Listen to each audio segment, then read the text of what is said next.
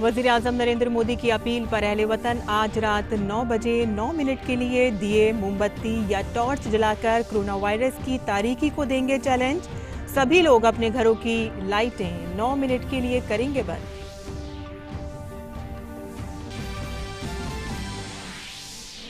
काबीना सेक्रेटरी ने रियासती सरकारों के साथ कोविड-19 की सूरत हाल का लिया जायजा। 274 अजला जेर निगरानी। वायरस के कुल मामले 3,374, एक्टिव मामले 3,074 और इलाज के बाद 266 अफराद ठीक और अब तक 79 अफराद की मौत। ICMR ने कोरोना वायरस मामलों की फौरी पहचान के लिए हसास इलाकों के लोगों का एंटीबॉडी ब्लड टेस्ट कराने के लिए जारी की एडवाइजरी। कहा कि इन्फ्लुएंजा जैसी बीमारियों की तिब्बी मराकज में की जानी चाहिए निगरानी। आयुष्मान भारत के मुस्तफिदीन की भी मुफ्त कोरोना जांच और इलाज।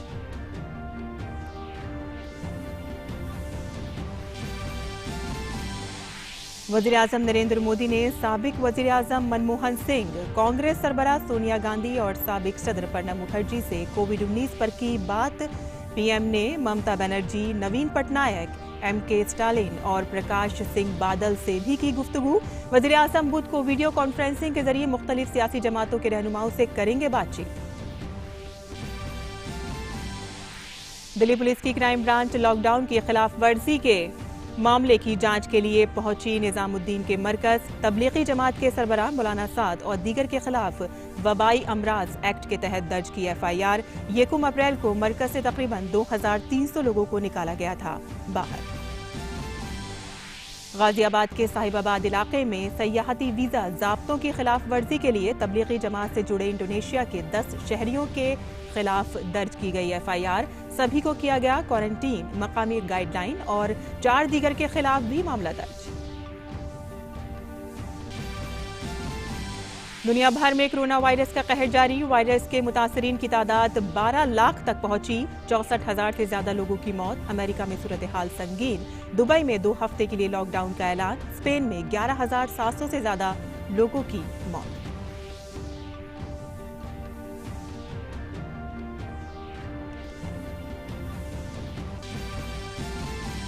जम्मू कश्मीर में हिफाजती दस्तों को मिली बड़ी कामयाबी। कुपवाड़ा तसादुम में 5 दहशतगर्दों को किया गया ढेर। हिफाजती दस्तों ने गुज़िश्ता 24 घंटे में 9 दहशतगर्दों को किया हलाक।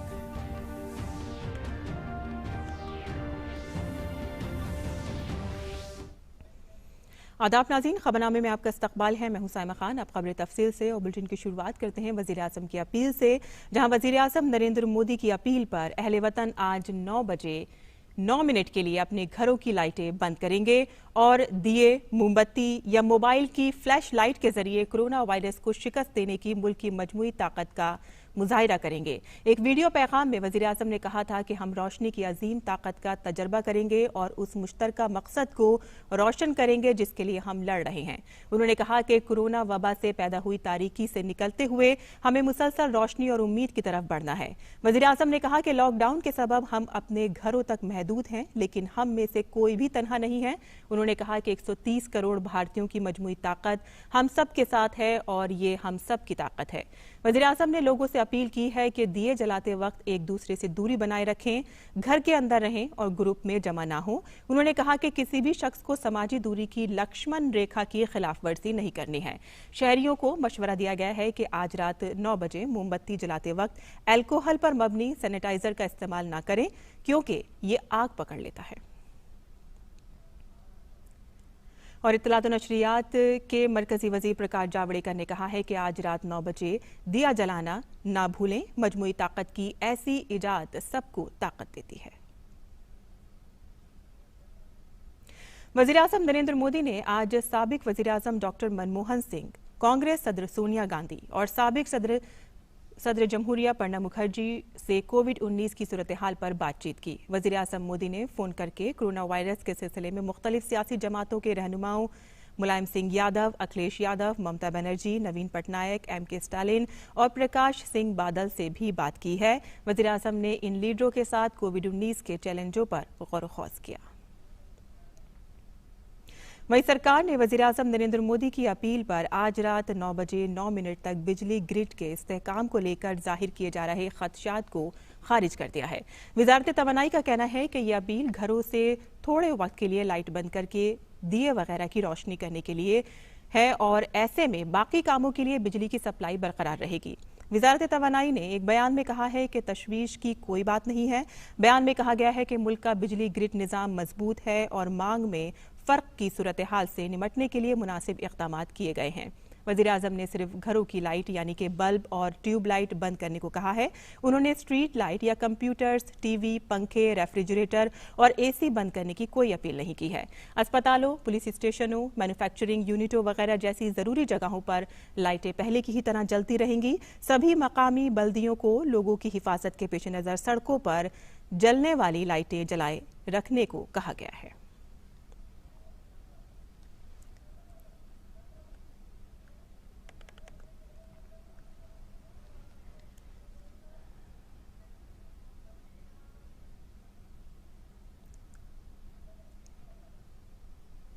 वहीं दिल्ली पुलिस की क्राइम ब्रांच निजामुद्दीन मरकज में शामिल हुए लोगों की तलाश में सरगर्म है। ये ब्रांच हरियाणा, उत्तर प्रदेश, राजस्थान और उन तमाम रियासतों से राब्ते में है जहां से जमात के लोगों के आने की खबर है।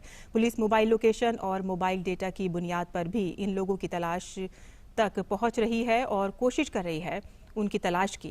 दिल्ली पुलिस मौलाना साद को तलाश करने के लिए दिल्ली से सहारनपुर तक कार्रवाई कर रही है। वहीं दूसरी तरफ मलेशिया के 8 शहरियों को दिल्ली के बैनुल-अक़वामी हवाई अड्डे से पकड़ लिया गया है। खबरों के मुताबिक ये तमाम अफराद तबलीगी जमात में आए थे और अपनी शिनाख्त छुपाकर मलेशिया फरार होना चाहते थे।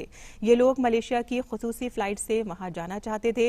वाज़ेह रहे कि मलेशिया अपने शहरियों को भारत से वापस लाने के लिए खुसूसी परवाजें चला रहा है। इन अफराद को शुबा होने पर रोका गया और दिल्ली पुलिस के हवाले किया गया। वहीं गाजियाबाद पुलिस ने 5 खवातीन समेत इंडोनेशिया के 10 शहरियों को गिरफ्तार किया है। पुलिस ने इन लोगों के खिलाफ वबा की रोकथाम के कानून और गैर मुल्की अफराद से मुतालिक कानून के तहत मामला दर्ज किया है।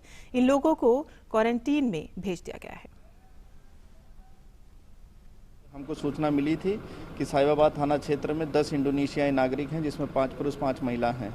वीज़ा की शर्तें, टूरिस्ट वीज़ा पे वो लोग आए थे, अन्य गतिविधियों में संलिप्त थे, इसलिए उन पे मुकदमे भी दर्ज किया गया। फॉरेनर्स एक्ट में किया गया है, इसके अलावा डिजीज़ एक्ट में किया गया, डिजास्टर मैनेजमेंट एक्ट में किया गया और आईपीसी की धाराओं में किया गया है।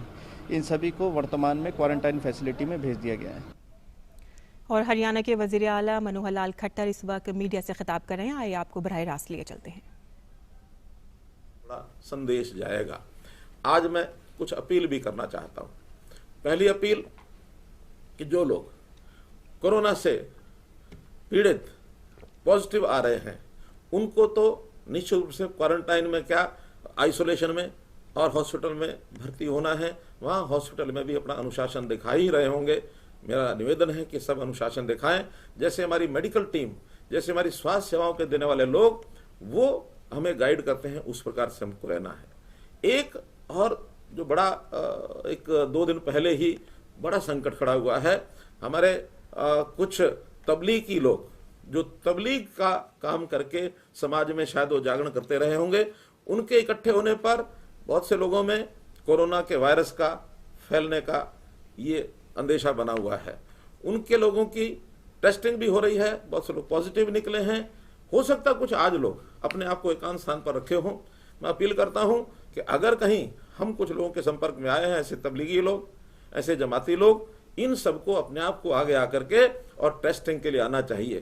क्योंकि हम केवल इसमें अपनी ही चिंता न करें, हम सारे समाज की चिंता करें और अपना और समाज का और परिवार का, तभी इसमें भला होगा कि किसी को भी शंका हो तो आकर के टेस्टिंग के लिए आगे आए। ये मेरी अपील उन सब लोगों से है। इसी प्रकार अगले सप्ताह में कुछ त्योहार आ रहे हैं, समाज के उत्सव आ रहे हैं। जैसा पहले भी हमने संकल्प लिया है, इन सब उत्सवों को हम लोग इकट्ठे होकर के नहीं मनाएंगे, अपने घर में सामान्य तरीके से यही हमको मनाने हैं। उदाहरण के तौर पर कल 6 तारीख को भगवान महावीर जी की जयंती का दिन है, तो भगवान महावीर जी की जयंती के दिन हरियाणा में चौधरी देवीलाल जी का भी जन्मदिन है। इन दोनों अवसरों को हम सामूहिक रूप से कहीं इकट्ठे न हो, अकेले हम इन अवसरों के ऊपर जा करके अपना जो काम करना है। 8 तारीख को बुधवार के दिन शबे रात और हनुमान जयंती, ये 2 उत्सव आ रहे हैं। इन दोनों उत्सवों पर भी हमको उसी प्रकार से अकेले अकेले अपने स्थानों पर रह करके इसको मनाना है। 10 अप्रैल गुड फ्राइडे हर वर्ष का एक त्यौहार होता है। गुड फ्राइडे भी ये आ रहा है, इसको भी हमने उसी नियमावली से अलग अलग अपने घर में रह करके मनाना है। इसी प्रकार 12 अप्रैल ये ईस्टर संडे है। हमारे ईसाई बंधुओं के लिए ये चाहे गुड फ्राइडे हो या ईस्टर संडे हो, इसके ये त्यौहार का महत्व है। उस दिन भी कभी किसी को इकट्ठे नहीं होना है। अगले दिन 13 तारीख को बैसाखी है। 13 अप्रैल बैसाखी के दिन उत्तर भारत में बहुत बड़े बड़े मेले भी लगते रहे हैं, लेकिन किसी व्यक्ति को इन मेलों के अंदर इस बार नहीं जाना चाहिए। हम अपने घर पर ही रह करके इस सारे कार्यक्रम को करें। 14 तारीख को डॉक्टर बाबा साहब अम्बेडकर की जयंती, ये भी कार्यक्रम है। इस कार्यक्रम को भी हम लोगों ने किसी ने भी सामूहिक रूप से नहीं मनाना है। मैंने कुछ ये बिंदु आपके सामने इसलिए रखे, आस्था होती है महापुरुषों में, उत्सवों में। उन उत्सवों पर महापुरुषों की जयंतियों को हम लोग इस बार सामूहिक रूप से न मनाएं, ये मेरा निवेदन है। मैं कुछ घोषणाएं भी और आपके सामने कर रहा हूं, और वो शिक्षा विभाग को लेकर के है। स्कूली शिक्षा विशेष तौर पर पहली से लेकर के और 8वीं कक्षा तक सभी विद्यार्थियों को बिना किसी परीक्षा के अगले वर्ष 2020-21 की कक्षा में प्रमोट कर दिया जाएगा। वो अगले शैक्षणिक सत्र के जैसे ही हमारे स्कूल खुलेंगे वो अपना दाखिला ले सकेंगे। इसी प्रकार 9वीं कक्षा के जो विद्यार्थी हैं, तो हरियाणा के वजीर आला मनोहर लाल खट्टर जो कोरोना वायरस से जुड़ी एहतियाती तदाबीर के बारे में आपको बता रहे थे, वहीं यूपी के वजीर आला योगी आदित्यनाथ भी इस वक्त मीडिया से खिताब कर रहे हैं। आइए उनको भी सुनते हैं। एक लंबे समय के लिए, उत्तम स्वास्थ्य के लिए और सुरक्षित भविष्य के लिए हमें तात्कालिक समस्या को सहने के लिए और उसके अनुरूप अपनी दिनचर्या को बनाने के लिए तैयार होना ही होगा। और इस देश से जहां भी जिन भी राज्यों ने इसका अनुपालन किया है वहां पर उसके बहुत अच्छे परिणाम आए हैं। मैं सभी धर्मगुरुओं के सामने 2 बातें रखना चाहूंगा कि पहले लॉकडाउन की कार्रवाई 21 दिनों तक पूरे देश के अंदर लॉकडाउन होना है। इस लॉकडाउन का अनुपालन करने की दृष्टि से सबसे पहली बात यह थी कि हमारे पर्व, त्योहार और अन्य आयोजन, धार्मिक आयोजन जो भी होते थे, इन सभी आयोजनों को तात्कालिक रूप से स्थगित कर दिया गया। और मैं सबसे पहले आभार व्यक्त करूंगा सभी धर्मगुरुओं का कि जिन्होंने प्रधानमंत्री जी के आह्वान पर सभी पर्व और त्योहारों को अपने से अलग कर दिया। नवरात्रि का पर्व अभी संपन्न हुआ है और सभी लोगों ने मंदिरों में भीड़ नहीं लगने दी। अभी रामनवमी का आयोजन संपन्न हुआ, लेकिन किसी भी मंदिर पे या किसी भी स्थान पर कोई जुलूस और कोई भी भीड़ नहीं खड़ी होने दी। ऐसे ही अन्य मत और मजहब के लोगों ने भी इसमें सहभागी बन करके किसी भी आयोजन में भीड़ नहीं होने दी। और उसका परिणाम है कि हम इस महामारी को रोकने से, क्योंकि बीमारी चेहरा देख करके नहीं आती है, किसी का मत, मजहब या किसी का संप्रदाय देख करके नहीं आती है। बीमारी तो बीमारी है, जो उसके प्रति लापरवाह होगा स्वाभाविक रूप से बीमारी उसको अपनी चपेटे में लेगी। और उसका सावधानी का ध्यान रखने का परिणाम है कि अब तक दुनिया के अंदर भारत का जो परिणाम है सबसे अच्छा है कि भारत अब तक कंट्रोल करने में काफी हद तक इसे सफल रहा है। और आज आपने देखा होगा कि अब तो दुनिया की बड़ी बड़ी ताकतें जो अपने को कहती थी वे भी अब भारत से मदद ले रही हैं कि कैसे आप लोगों ने कोरोना को कंट्रोल किया है। तो स्वाभाविक रूप से एक बड़ी अच्छी सफलता आप सबके सहयोग से की जा रही है और इस पूरे मुहिम में एक बहुत बड़ा योगदान आपका हो सकता है, क्योंकि ये 21 दिनों की कार्रवाई की सफलता इस बात पर निर्भर करेगी कि आगामी कुछ दिनों के लिए भी हम लोगों को सोशल डिस्टेंसिंग को पालन करने के लिए कैसे हम इसको फेज वाइज इसको आगे बढ़ा सकें। और इस दृष्टि से मैं चाहूंगा कि सभी लोग उसमें सहभागी बने। 21 दिन के इस लॉकडाउन की कार्रवाई के दौरान स्वाभाविक रूप से समाज के एक बड़े तबके को कुछ परेशानी तात्कालिक रूप से उठानी पड़ी है। उसके लिए हम लोगों ने, भारत सरकार ने प्रधानमंत्री जी के नेतृत्व में और प्रदेश में हम लोगों ने भी कुछ कदम उठाए थे। जैसे भारत सरकार ने प्रधानमंत्री गरीब कल्याण पैकेज की घोषणा की। उन्होंने इस बारे में कहा कि केंद्र या राज्य सरकारों के जो भी सफाई कर्मचारी, स्वास्थ्य के कर्मचारी, अधिकारी, जो भी चिकित्सक इस कोरोना के खिलाफ इस अभियान में पहले पंक्ति में आकर के इस लड़ाई को लड़ रहे हैं और उपचार में, स्वच्छता में, सैनिटाइजेशन में अपना योगदान दे रहे हैं।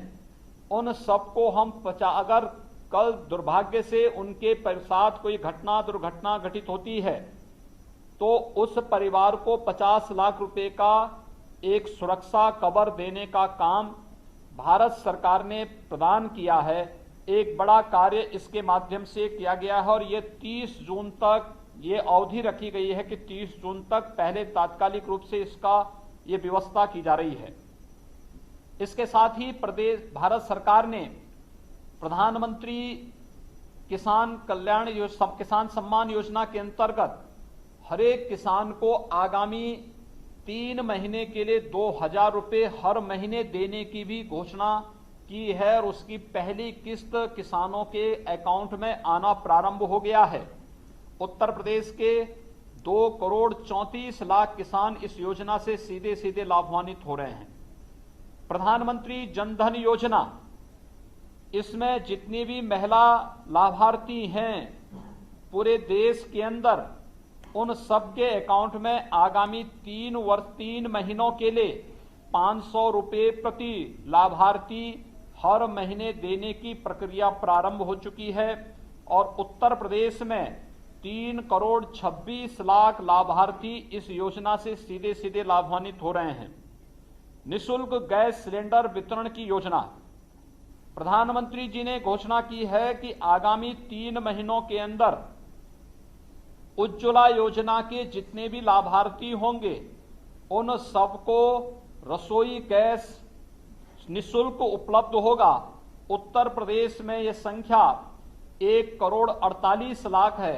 इन लोगों को हर महीने निःशुल्क रसोई गैस के सिलेंडर हर महीने 3 महीनों तक प्राप्त होते रहेंगे।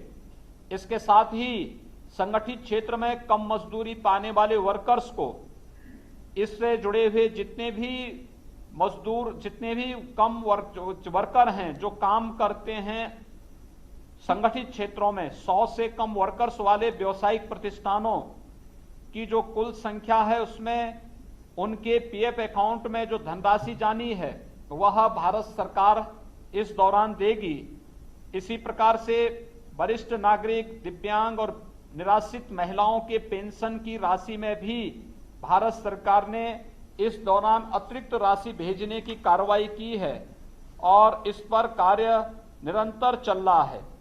प्रधानमंत्री गरीब कल्याण अन्न योजना के अंतर्गत पात्र परिवारों को प्रति यूनिट 5 किलो चावल हर माह देने की व्यवस्था की गई है। इसी प्रकार से निःशुल्क गेहूं, निःशुल्क दाल आदि वितरण की व्यवस्था की गई है। मनरेगा की मजदूरी में भी 20 रुपए बढ़ोतरी करने की कार्रवाई प्रारंभ हुई है। हमारे प्रदेश में पहले 182 रुपया मिलता था, अब उन्हें 202 रुपये मिला करेगा। यह भी व्यवस्था करने का कार्य किया गया है और इसी प्रकार से स्वयंसेवी समूहों के माध्यम से जो कार्य होते हैं उस पर भी यह कार्रवाई, उन लोगों के जो भी सहयोग भारत सरकार और राज्य सरकार के द्वारा दिए जाते थे, इस पर भी भारत सरकार और प्रदेश सरकार ने रिवॉल्विंग फंड में भारी वृद्धि करने का निर्णय इस दौरान लिया है। प्रदेश सरकार ने भी प्रदेश के अंदर जो लोग, जिनके काम इस दौरान प्रभावित हुए हैं, इन लोगों के बारे में भी अपनी कार्य योजना बनाई है। खासतौर पर जो उद्यम बंद हुए, जो भी जहां पर भी जो स्कूल, कॉलेजेज, चिकित्सालय या अन्य उद्यम बंद हुए हैं, सबसे पहले हम लोगों ने अपील की उन सभी उद्यमियों से कि इस दौरान अपने यहां काम करने वाले जो कर्मचारी हैं उन लोगों को नियमित वेतन देने की व्यवस्था वे करें। ऐसा न हो कि काम के दौरान वेतन काटें। दूसरा, जो निर्माण श्रमिक हैं, उन निर्माण श्रमिकों की संख्या हमारे प्रदेश में 19,89,000 है। हमने अपने यहां लेबर सेस से प्रत्येक निर्माण श्रमिक के खाते में 1,000 रुपये का भरण पोषण का भत्ता प्रदेश सरकार से देने की व्यवस्था की है। इसी प्रकार से नगरीय क्षेत्रों में कार्य करने वाले जो ठेला है, खोमचा है, रेड़ी है, पटरी व्यवसायी है, रिक्शा चालक है, ई रिक्शा चालक है, पल्लेदार है, ये जो भी लोग काम करते हैं स्वाभाविक रूप से इन सबके कार्य भी प्रभावित हुए हैं। हम लोगों ने निर्णय किया है कि इन सबके अकाउंट में हम पहले चरण में तत्काल भरण पोषण के लिए 1000 रुपये इन्हें भी उपलब्ध करवाने का कार्य करेंगे। तीसरा, मनरेगा मजदूरों को हम लोगों ने तत्काल 871 करोड़ रुपए की राशि उनके अकाउंट में उपलब्ध करवाने का कार्य भी हम लोगों ने प्रदेश के अंदर कर दिया है। हम लोगों ने वृद्धावस्था पेंशन, दिव्यांगजन पेंशन, निराश्रित महिला यानी विधवा पेंशन और कुष्ठावस्था पेंशन, 4 प्रकार की पेंशन की योजना में 87 लाख ऐसे लाभार्थियों के खाते में हम लोगों ने अभी परसों ही एक बड़ी राशि उनके अकाउंट में हम लोगों ने एडवांस उनकी पेंशन की राशि उन्हें उपलब्ध करवाने का कार्य उनके अकाउंट के माध्यम से कर दिया गया है। और साथ साथ हम लोगों ने एक व्यवस्था और की है कि प्रदेश के अंदर अंत्योदय के कार्ड धारक, मनरेगा के मजदूर या फिर ठेला, खोमचा, रेड़ी लगाने वाले जितने भी एक कामगार हैं, इन सभी लोगों को, दिहाड़ी मजदूर हैं, जितने भी ये लोग हैं, लगभग 1,65,31,000 से अधिक परिवार आते हैं, यानी इनसे लगभग 8 करोड़ लोग सीधे सीधे लाभान्वित होते हैं। इन सभी लोगों को निःशुल्क राशन की व्यवस्था हम लोगों ने 1 अप्रैल से प्रारंभ कर दिया है कि निःशुल्क राशन, जिसमें 20 किलो गेहूं और 15 किलो चावल इन्हें उपलब्ध करवाने का कार्य हम लोग प्रारंभ कर दिए हैं। प्रत्येक परिवार को ये व्यवस्था उपलब्ध करवाने की कार्रवाई हम लोगों ने पहले चरण में कर दी है। इसके अलावा हम लोगों ने जिलाधिकारियों को इस बारे में निर्देश जारी किए हैं कि हर जनपद में बहुत सारे ऐसे लोग होंगे जिनके पास राशन कार्ड नहीं होंगे, जो निराश्रित हैं, जिनका कोई देखभाल करने वाला नहीं है। मैंने इसके बारे में भी कहा है कि उनकी सूची बनवा करके ग्रामीण क्षेत्र में ग्राम विकास अधिकारी और बीडीओ की कमेटी वहां के ज्वाइंट मजिस्ट्रेट या एसडीएम के साथ मिलकर के वो सूची जिलाधिकारी को उपलब्ध करवा दें। शहरी क्षेत्र में अधिशासी अधिकारी या फिर शहर के जो मुख्य नगर अधिकारी हैं, यह और ज्वाइंट मजिस्ट्रेट की कमेटी जो भी सूची बना करके जिलाधिकारी को देगी, इन सभी लोगों को भी 1000 रुपये का भरण पोषण भत्ता और साथ ही साथ हम लोग उन्हें निःशुल्क राशन की व्यवस्था भी उपलब्ध करवाने का कार्य करेंगे। तो आप सुन रहे थे यूपी के वजीर आला योगी आदित्यनाथ को, जिन्होंने सबसे पहले तो कोरोना वायरस में लॉकडाउन की अहमियत को बताया। उन्होंने कहा कि लॉकडाउन का सख्ती से निफाज करके और सख्ती से उसका पालन करके हम किस तरह से कोरोना वायरस की वबा को रोक सकते हैं और काफ़ी हद तक हम इसमें कामयाब भी हो रहे हैं। दूसरा, जो लॉकडाउन के दौरान जो इमदादी पैकेज सरकार की तरफ से लॉन्च किया गया था, उसकी जो रकम है वो मुस्तफिदीन तक पहुंचनी शुरू हो गई है, उसके बारे में भी वो बता रहे थे। और भी कई फैसले लिए गए हैं, ख़ासतौर पे जो दिहाड़ी मजदूर हैं, जो रोज़मर्रा के काम करने वाले हैं, उनके लिए भी काफ़ी सारे फैसले लिए गए हैं, उसी के बारे में वो बता रहे थे। मजीद खबरों की जानिब भी रुख कर लेते हैं, जहाँ ICMR ने कोविड-19 के लिए rapid antibody based blood test शुरू करने के लिए एडवाइजरी जारी की है। कुछ खास इलाकों में कोरोना वायरस के ज़्यादा फैलाव को देखते हुए भारतीय तहकीकी इदारे ने तिब्बी एहलकारों के लिए नया प्रोटोकॉल बनाया है। ICMR के एडवाइजरी में कहा गया है कि सख्त एहतियात के तौर पर इन्फ्लुएंजा जैसी बीमारियों के मरीजों को 14 दिन तक उनके घरों में क्वारंटीन किया जाना चाहिए। ऐसे मामलों की निगरानी को यकीनी बनाने के लिए ICMR ने सभी जांच नताइज की जानकारी फौरन उनके पोर्टल पर डालने को कहा है। ऐसा न करने पर आफात मैनेजमेंट एक्ट 2005 के तहत कार्रवाई की जाएगी। और मशहूर गुलकारा आशा भोसले ने अहले वतन से कोरोना वायरस से निपटने के लिए कम से कम 100 रुपये अतिया करने की अपील की है। नमस्कार, मैं आशा भोसले। क्या आप जानते हैं कि 100 रुपये में कितनी ताकत होती है? हम 130 करोड़ हिंदुस्तानी हैं और अगर हर एक नागरिक केवल 100 रुपये PM केयर्स फंड में जमा करें तो वो 13,000 करोड़ बन जाते हैं। अगर आप 100 से ज़्यादा देना चाहे तो ज़रूर दीजिएगा। ये पैसे कोरोना वायरस की लड़ाई में काम आएंगे। आओ दोस्तों तुम्हें दिखाएं झांकी हिंदुस्तान की, इस मिट्टी से तिलक करो ये धरती है बलिदान की। मैं आपसे 100 रुपए का बलिदान नहीं, जीवन दान मांग रही हूँ। धन्यवाद। जय हिंद। वहीं फिल्म अदाकारा ने लोगों से अपील की है कि कोरोना से बचने के लिए वो घर पर ही रहें। सभी मेरे भाई बहनों से विनय पूर्वक निवेदन है, कृपया करके अपने घरों में रहें, स्वच्छ रहें, सामाजिक दूरी रखें और भय मुक्त माहौल बनाकर रखें। यदि आपके घर में कोई पार्सल, कोई वस्तु, कोई चीज़ आती है, फौरन अपने हाथ धोएं और उसे भी पहले धोएं। यदि किसी कारणवश आपको घर से बाहर निकलना ही पड़ता है तो अपना नाक और मुंह ढकें और हाथ में अल्कोहल बेस्ड हैंड सैनिटाइजर करें और बार बार उससे अपने हाथ साफ करें। यदि आपको खुद में या आसपास किसी और में कोरोना वायरस के लक्षण दिखाई देते हैं या महसूस होते हैं, कृपया करके इस टेस्ट को लें और दूसरों को भी यही सलाह करें। आइए हम सब मिलकर कोरोना वायरस की इस चुनौती का डटकर सामना करें। धन्यवाद। नमस्ते, मैं हूं अनन्या पांडे। कोरोना वायरस एक बहुत ही गंभीर स्थिति है और इस वक्त सकारात्मक रहना महत्वपूर्ण है। हम घर बैठकर बहुत सारी चीजें कर सकते हैं जो हमारी मानसिक स्थिति को पॉजिटिव रखे। जैसे मैं अपने परिवार के साथ वक्त बिता रही हूँ, अपने कुत्तों के साथ वक्त बिता रही हूँ, मैं फिल्में देख रही हूँ, किताबें पढ़ रही हूँ, घर पर एक्सरसाइज करने की कोशिश कर रही हूँ, खाना पकाने की कोशिश कर रही हूँ। तो हमें चीजें करनी चाहिए जो हमें पॉजिटिव रखे। इस समय में हम एक दूसरे से मिल नहीं पा रहे हैं, पर इसका मतलब नहीं कि हम अकेले हैं। हमें एक साथ कोरोना वायरस को हराना है। हमें सुरक्षित रहना है, सकारात्मक रहने की कोशिश करनी है, हाइजीनिक रहना है और मोस्ट इम्पॉर्टेंटली घर पर रहना है। जय हिंद। और इसी पैगाम के साथ यहाँ बुलेटिन हमारे ख़त्म पजीर होता है। इजाज़त दीजिए। आदाब।